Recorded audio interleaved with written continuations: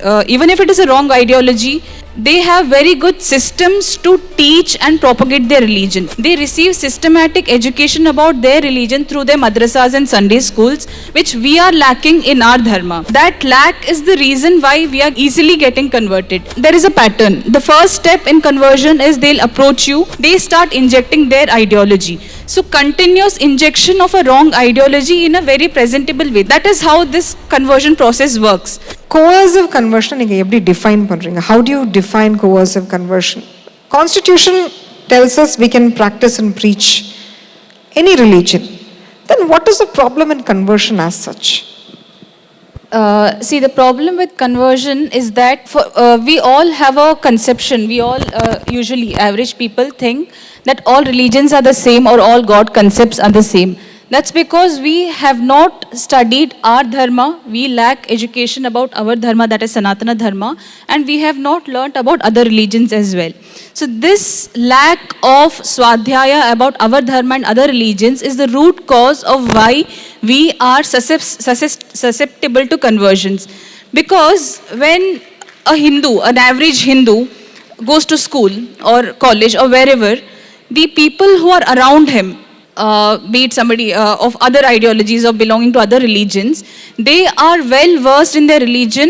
With, even if it is a wrong ideology, they have very good systems to teach and propagate their religion. From a very young age, about 3 or 4 years of age, they receive systematic education about their religion through their madrasas and Sunday schools, which we are lacking in our dharma. It is not a single person to blame, it is not our families to blame.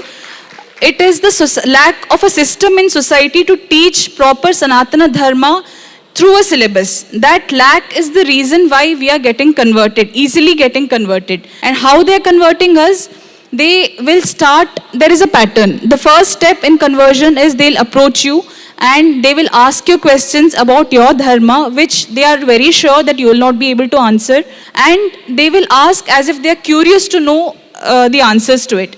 So when we are not able to answer, initially we might try to defend ourselves or we might try to avoid those questions or say something out of logic. But after a certain extent, after a certain stage, when you're not able to answer those questions, a certain void is created in our minds. We also start thinking what they're asking is right. There is no answer to them. Or whenever we had such questions in our mind, we asked our parents or we asked our relatives, we asked the people around us, even they were not able to answer it. They said this has been followed through the generations. Our ancestors have been doing it, our parents have been doing it, we also have to follow it. We don't have an answer to it. You just have to go with what it's our culture or it's part of our tradition. So that void is what they take advantage of. And once that inferiority complex is created within us about our dharma, they start injecting their ideology. And slowly, they do it very cleverly, very intelligently. They package their concepts in such a way that it will sound appealing to anyone. Because we are not going and checking in their authentic sources whether it is true or not. We are exposed to what videos they are showing us, what concepts they are sharing with us. So continuous injection of a wrong ideology in a very presentable way. That is how this conversion process works. This is the process of indoctrination, be it any form of conversion, be any means of or mode of conversion that is used, be it love jihad or be it indoctrination jihad, be it narcotic jihad or any kinds of conversion.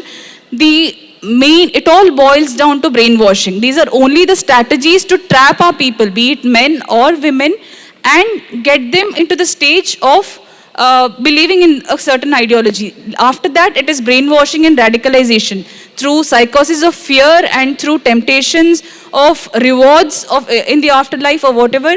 They make us believe, and they have a system to ensure that we not only learn about their religion, but we don't leave the religion. That is the system that they have created, and that is one thing we have to learn from them. Although their ideologies might be wrong, they have very, very, very strong, structured, scientific strategies to influence people, convert them into the religion, not only spread it, propagate it to the present generation, but also transmit it to the future generations. And that is what we are countering through Arsha Vidya Samajam. It's not only love jihad. People have the conception that love jihad is the only threat. That is, of course, a huge threat, but that is not the only problem that's affecting our people.